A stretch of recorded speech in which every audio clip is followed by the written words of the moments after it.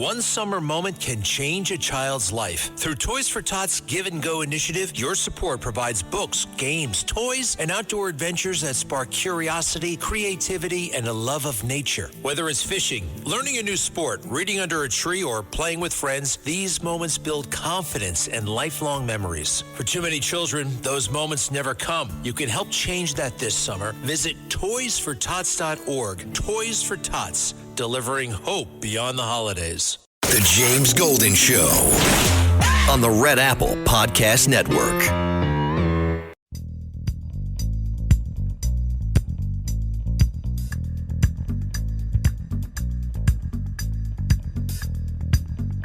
Yeah. Is the Card Island operation off the table, and are you ruling out boots Well, on the ground now at it this would point? be. We signed this agreement. It would be. They weren't so thrilled when they heard that that's what I would have done. And I just don't think, I like it great. Look at Venezuela, how well that's worked out. We paid for that war many times over. And many, many times over. Welcome, my friends, to the Friday edition of Bo Snerdley's Rush Hour, fastest hour in American media. So, it appears that we are inching closer to a deal. Philip, why don't you play cut one over? You can keep the music going. This was a Fox News report from earlier today, I believe a Fox News report, on the deal.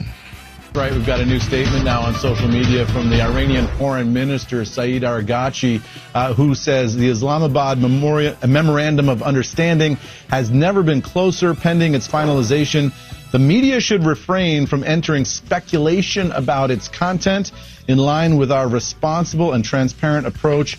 All details will be shared with the public in due course. And of course, Sarah, that's the key to this, is if there is a deal pending, what is in this deal and what does that mean for global oil markets? Obviously, watching this very closely, we have a statement now from Vice President J.D. Vance on social media as well.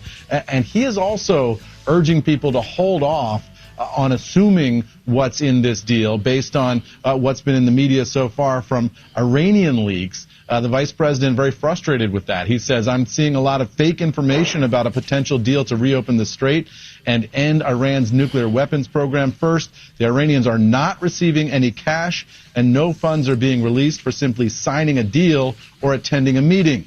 The deal is structured to ensure that the U.S. and its allies' concerns are prioritized and that if the Islamic Republic of Iran meets its obligations, then economic benefits will flow to them and to the entire region. This deal has the potential to remake the region and to lead to lasting peace. The vice president goes on to criticize some of the criticism of this deal that he's seen so far. So both sides, Sarah, have been, we've seen leaks coming out from Washington and from Tehran about what's in the deal. Both sides are denouncing some of those leaks and saying that's fake news. Clearly something is happening behind the scenes. What's in this deal, we don't know. How soon that means the Strait of Hormuz might reopen, we don't know. How soon oil can flow as a result of that, we also don't know. There's a lot at stake here, Sarah. Back. A lot at stake is right. Now, some of the published news reports say that the nuclear commitments remain vague, that there are mixed signals on whether sanctions will be totally lifted for Iran, including the assets that Tehran has, financial assets. So that not known. Of course, you heard the Strait of Hormuz, and that would seem to be without question, one of the biggest points in the deal, that the Strait of Hormuz has to reopen. Otherwise, I don't see how any deal could be acceptable. And we shall see about strikes, future strikes on Iran, depending if the deal is, of course, made. But from the reporting we can gather, and Pakistan, as Obama used to call it, Pakistan, has said that a deal has been reached. The follow-up is the next steps are what is being negotiated now to whatever has been agreed to in print. In fact, I'm looking, CBS had a report out, final, agreed upon text of U.S.-Iranian peace deal has been reached, Pakistan says. According to Pakistan's Prime Minister, a final agreed upon text of a U.S.-Iranian peace deal has been reached. The foreign minister, as you just heard, of Iran said a deal has never been closer. President Trump also echoing that a deal has never been closer. So, we may, I was asked, little Ebonics there, I was asked yesterday by a friend of mine, midterms are coming, and gas prices $5 a gallon in other places. Of course, in California, they're even higher. I said, it's an election year. You better believe that by the time November gets here, we're not going to be dealing with $5 a gallon gas. By the time Election Day gets here, this Iran business will most likely not be on the table. Something will have been done. So, we have that. There was a presser. Donald Trump had reporters in the Oval Office today, in the White House today. So we have a lot of cuts from that we'd like to share with you. But other news has taken place. The big IPO with SpaceX today. Philip, are you upset that Elon Musk is a trillionaire? Does that bother you? With all things considered, I don't really care, man.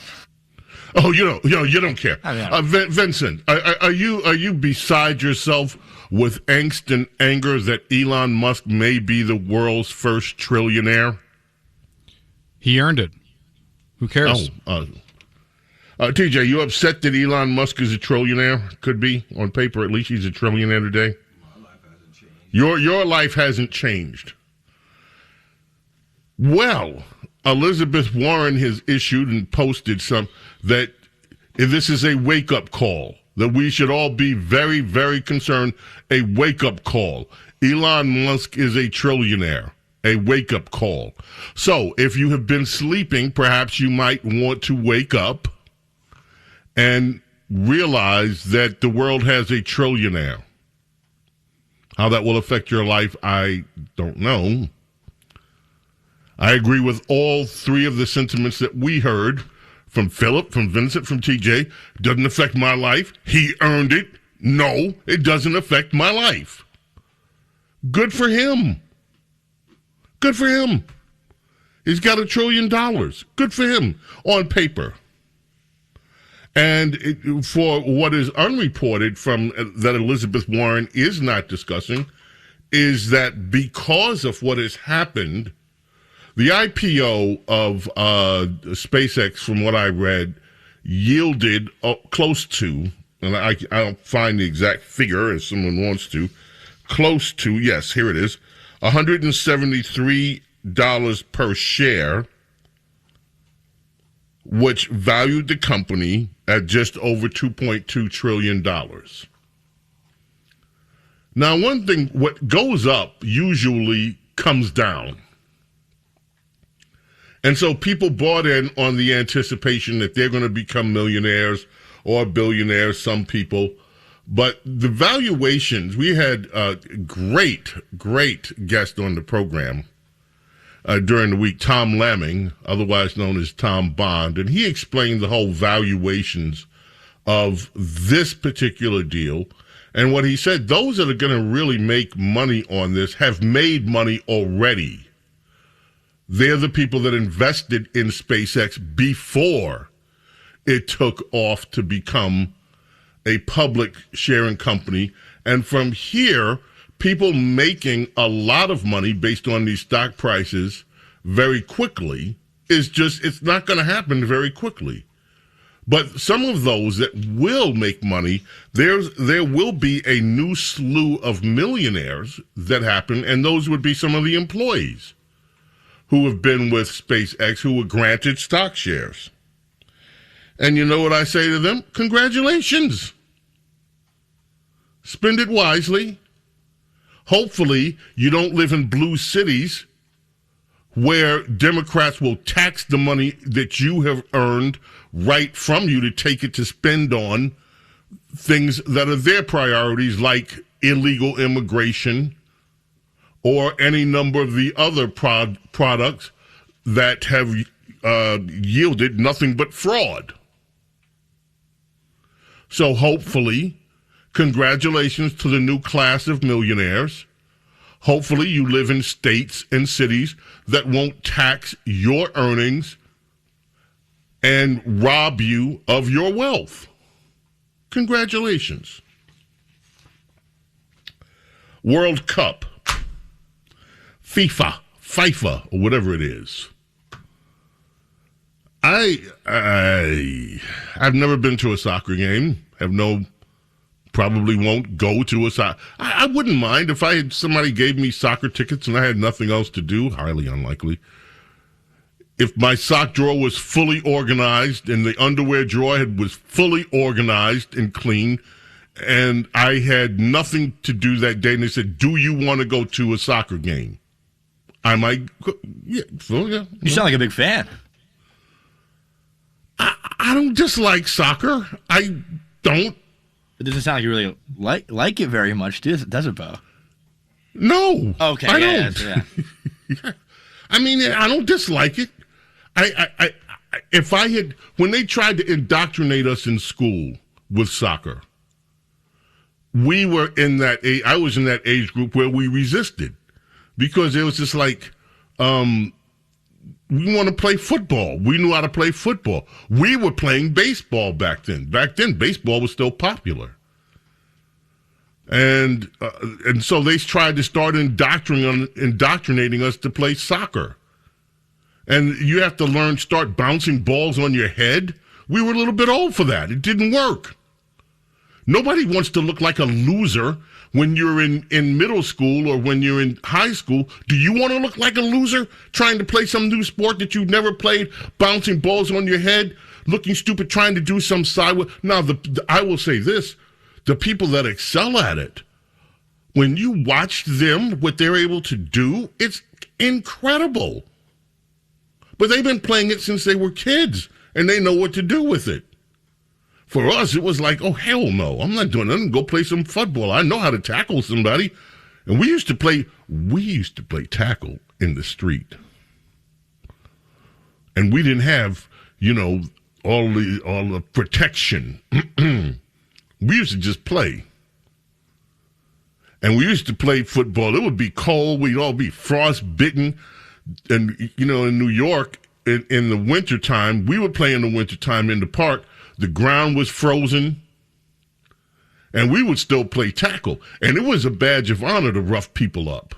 Were you using a ball, or you just tackling for fun? We used a football that felt like a frozen rock.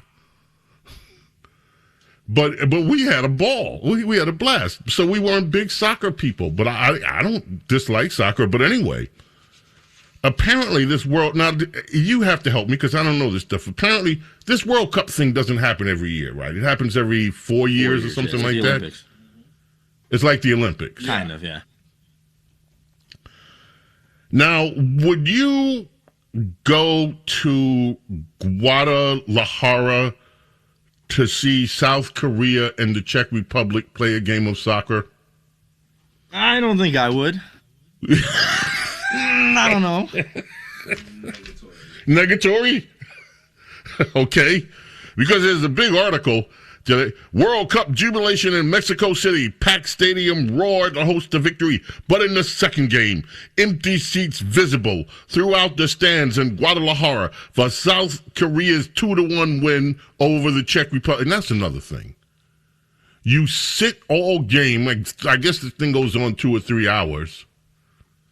And then the scores like 1-1, 1-0. It's like, really? That's it? So, ticket prices. And then, I'm so sorry, Mexico beat South Africa. Well, that's a game I certainly wanted to see. Had 3 red cards. Had 3. 3 guys got sent off in that game. Because they were fighting each other or what? Yeah. Or just... Oh, so it does get kind of nasty. It gets like kind of that. fun sometimes. Chippy? It gets chippy? Well, damn, I may have to start watching it after all if we're going to see some fights. You know, testosterone apparently is starting to flow out there. And then there's that other one. Well, I know we got to go to a break. Then that's other one. That game where they all start like getting in a circle and feeling each other. That game looks kind of very strange to me. I don't know about that sport. I've seen videos of it online. Come on, rugby? Rugby? Yeah. When they tell you something is a scrum, first of all, that word sounds nasty. And then you got a bunch of dudes like that close up on each other doing stuff. It's like, yo, did the Spartans invent this game? Just, you know what I'm saying? It's a tough sport. They don't mess around in rugby. Huh. Okay, then. On this day, my friends, Brad Delp, guitarist and singer with Bastin, was born, of course, the big hit for Bastin back in 1977, More on a Feeling, and of 1986, Amanda. Boston. What a great group. It's like you had some really great Boston, Aerosmith. Who's more popular, Bastin or Aerosmith? I knew Aerosmith more when I was a kid, for sure. Yeah. Yeah, but Bastin. All right, we'll be right back, folks. Don't go away. The James Golden Show on the Red Apple Podcast Network.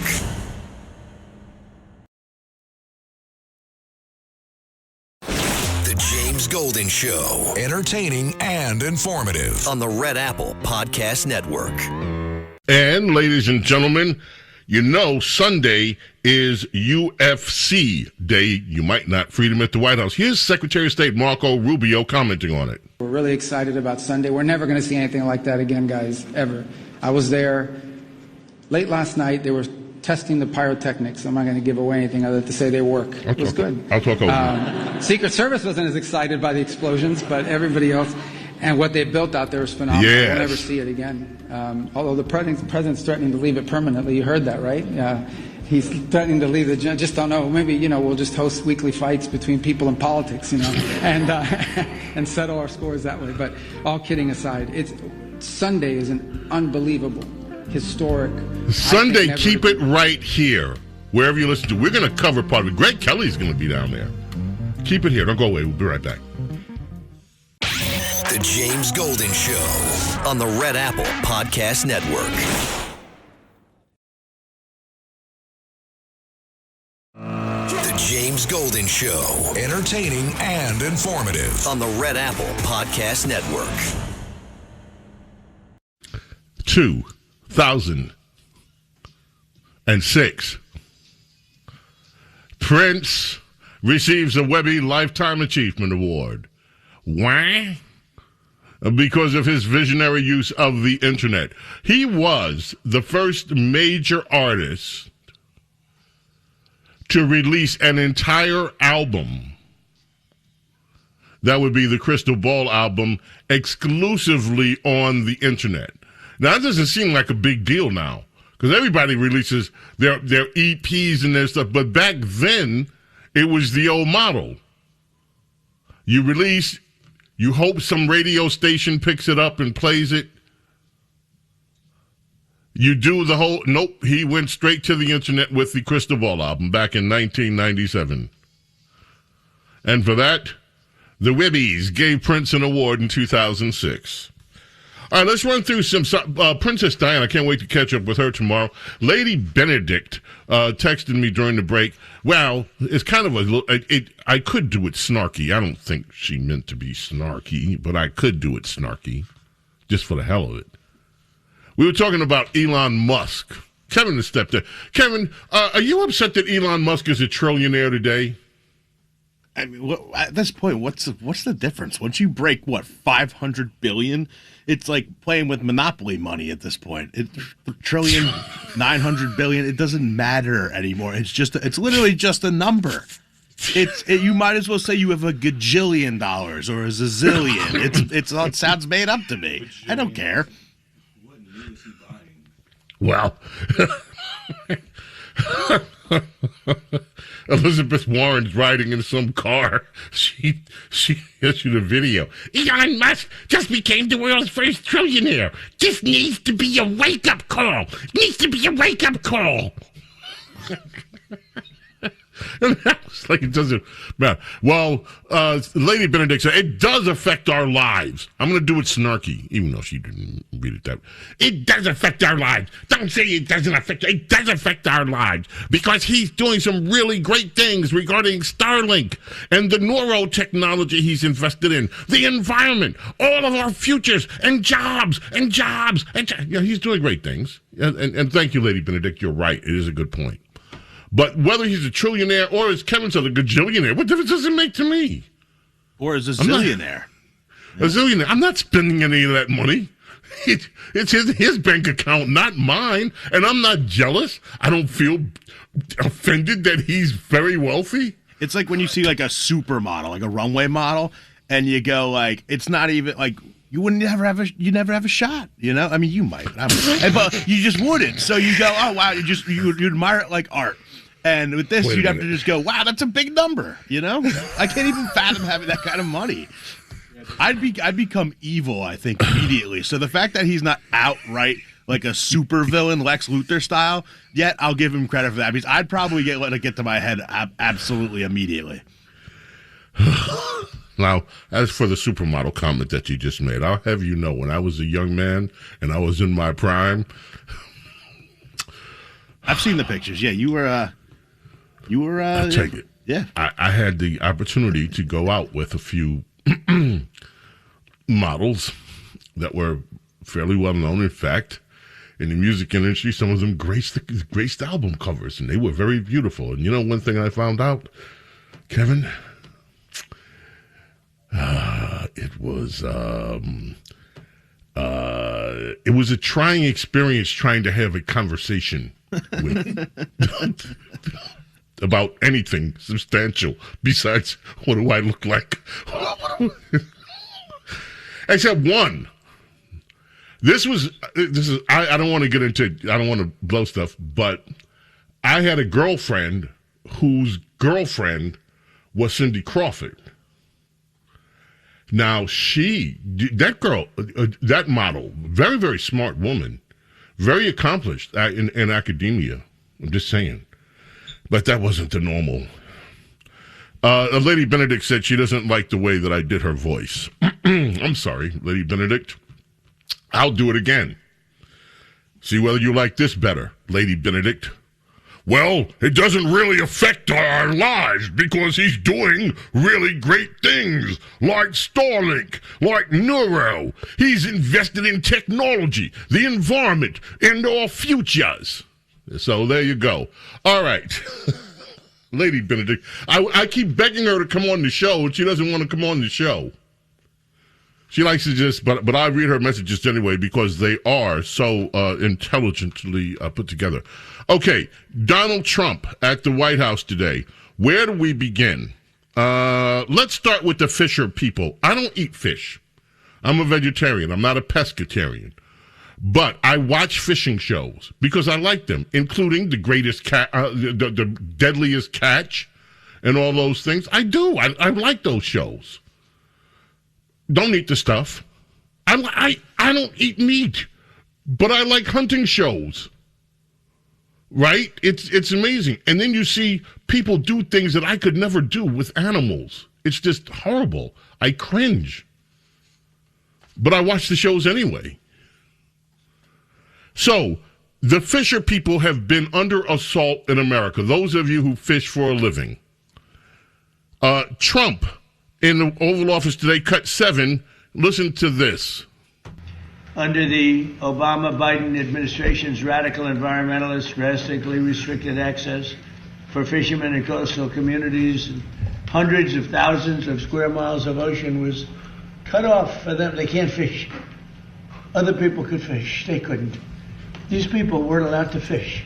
Can you imagine that? Did you ever think that was going to happen as you grew up? Probably as the sons and daughters of fishermen, right? That someday they were going to take away the right for you to go fishing in the Pacific Ocean. What a bunch of dopes. Those decisions froze off vast resources and really the richest fishing grounds, they say, anywhere in the world, destroyed livelihoods and made the United States more dependent on foreign products. And I did a similar thing for Maine. Maine is very much in the subject because they have a pig running for the Senate. He's a pig. He's not a senator. He's a joke. He's a con man. But, so it's in the plan. And, you know, I won half of Maine. They have two. I won the one by a lot. The fishermen, actually, come to think of it. Fishermen and the lumberjacks. People that go out there and work. I won them. I watch lumberjack shows, too. Those guys are amazing. It's amazing. They had I think it was 500 mile by 500 mile, massive. And I watched those Alaska shows, the Atlantic too. Ocean. You weren't allowed to fish, but Canada was. Yeah. Japan was. They all came in and fished, but our people weren't allowed to fish there. Well, anyway, Donald Trump fixed fishing. Ladies and gentlemen, we got enough. He fixed the fishing. So now American people can go back and fish. Howard Lutnick talked about it, too, but since we heard Donald Trump, we'll hold Howard Lutnick till tomorrow.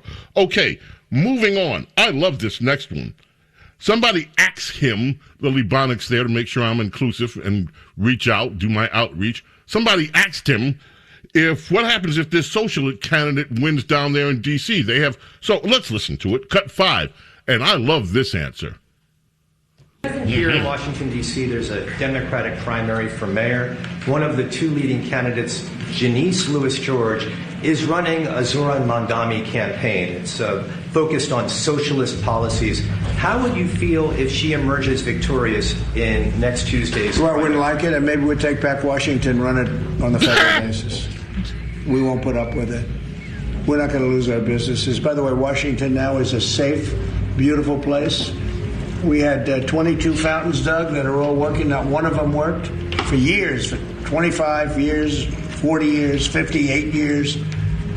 The pool didn't work from 1928 it was built. It always leaked because it was done in stone. Now it's done properly. It's not going to leak at all. But this is a beautiful place now. People are coming. Restaurants are thriving. The restaurants are all closed. Nobody wanted. Now you can't get restaurant space. You can't get into it. We have a thriving community. We got rid of the crime. We're 92% down on crime. So if the socialist Mandami type wins in Washington, D.C., he'll just do a federal. What do you mean? You know what? People are just so mean sometimes. We were talking about the supermodels, right? I said, okay, it was challenging. I had a challenging time back when I was young, and I used to look good. I was skinny, had hair, and all the rest of it. And I was working, which a lot of people weren't.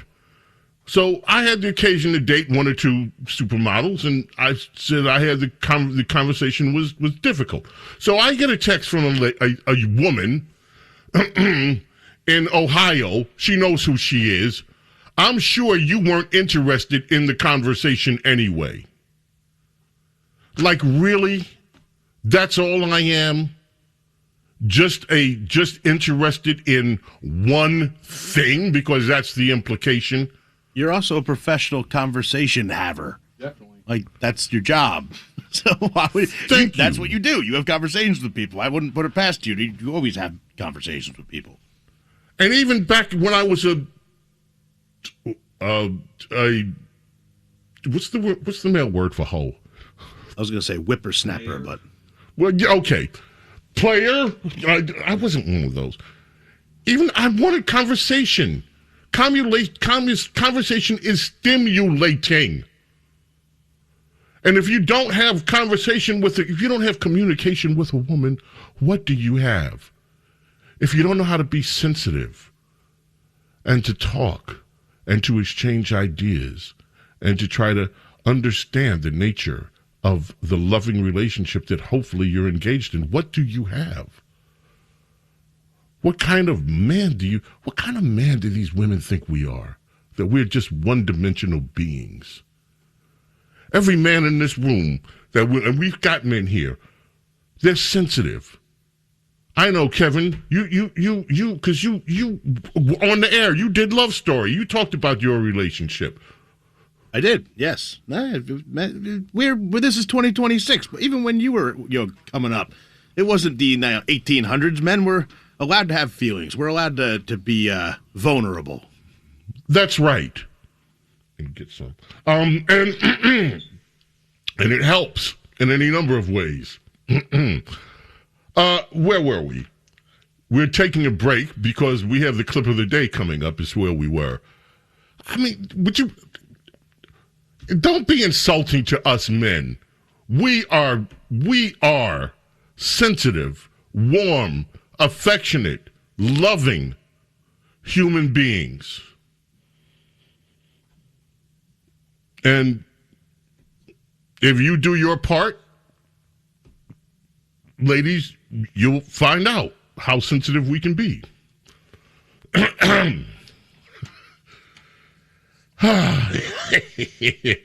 Birthday today for Barry Bailey, 1948. He was born from this was just such a good group. They're called a Southern rock band. They're just a great rock band.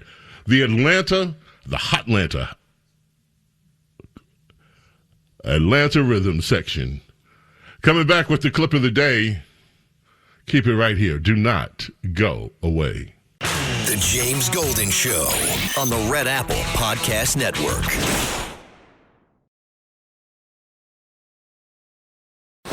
The James Golden Show. Entertaining and informative on the Red Apple Podcast Network. Ladies and gentlemen, I love this segment. We have been doing this segment now for, weeks and weeks and weeks.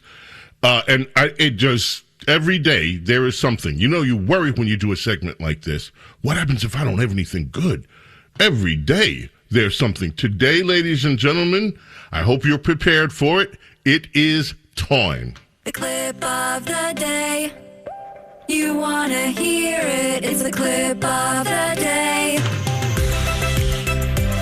And the clip of the day comes from a scientist, a well-known scientist, by the way, Neil deGrasse Tyson. He was on that channel, PMS Now, and this is what he had to say concerning Nobel Prizes and ties it into immigration and other things. Half of my fellow graduate students, when I was getting my PhD, were foreign nationals. Why? Because we were where the opportunities were. Now we have this xenophobia. We don't want to let in foreign students. And do you realize 1/3 of all the Nobel Prizes in sciences won by Americans were won by immigrants to America? A third. So somebody is missing these foundational facts. We will fade, and at the point we are at the bottom, Republicans and Democrats will look at each other and say, we got to fix this, and we have to fix it together because we're no longer relevant in the world. And if you're going to trail the world in practically everything, including your economy, it's time to wake the up. So, let's understand what this esteemed scientist is saying here. When he was in school, and even beyond, most of the candidates from America that win Nobel Prizes are immigrants. And because, ladies and gentlemen, especially you MAGA types, because that's what he's talking about, the MAGA types. The MAGA people are so xenophobic. They want to stop the foreigners from coming into schools. And that means we won't have any Nobel Prize winners because most of the third of the Nobel Prize winners are foreigners. They're not born here, and you xenophobic MAGA people are keeping them out. And by the way, we're going to become irrelevant as a nation because we don't have Nobel Prize winning immigrants in America, and it's all your fault, you MAGA types. And we're going to wake up and we're going to be irrelevant. Here's the big question. What has happened inside the American school system around the country that we have to rely on an influx of foreign students to become the highest achieving in the world of academia? What has happened to America? I'll tell you what's happened to America. When you have school systems, and we have examples of it, we could play you from Loudoun County, from San Francisco. We have testimony. I'll play some of it tomorrow, talking about drag queens and boys going into girls' bathrooms. When you're totally consumed with that kind of stuff, with girls going into boys' bathrooms, with woke ideology that defies science, by the way, when you are totally consumed with making sure that there's not a hint of moral instruction, or even God is not allowed to be mentioned in your schools, and you stop turning out people that are intellectually capable in your own society, well, then you do have to depend elsewhere. And news for you, Neil deGrasse Tyson, the MAGA types didn't turn American education into a cesspool. Your lovely friends, the Democrats, did. So why don't you stop lecturing us to wake the F up, and why don't you wake the F up, Mr. deGrasse Tyson? We have to go.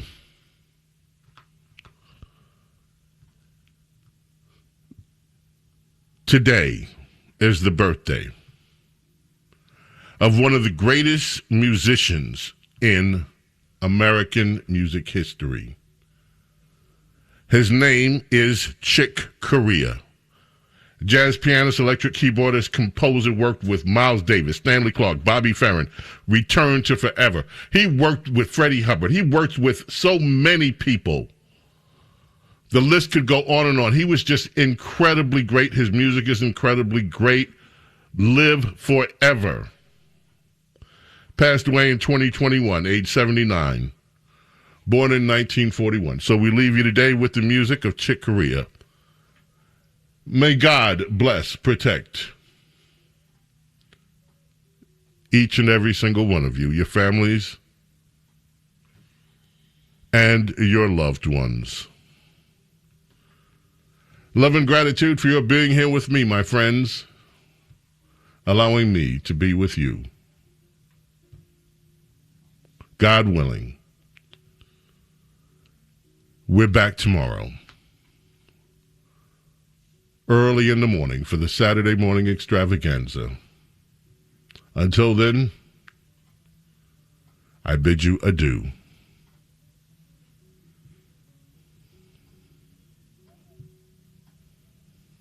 Bye. Thanks for listening to The James Golden Show. You can hear The James Golden Show Saturday mornings at 7. If you like the podcast, share it with your friends and listen anytime at WABCRadio.com and download the WABC Radio app. Hit that subscribe button on all major podcast platforms. Plus, follow WABC on social on Instagram, TikTok, Facebook, and X. See you next time for a new episode so you never have to wonder. What the heck is going on here?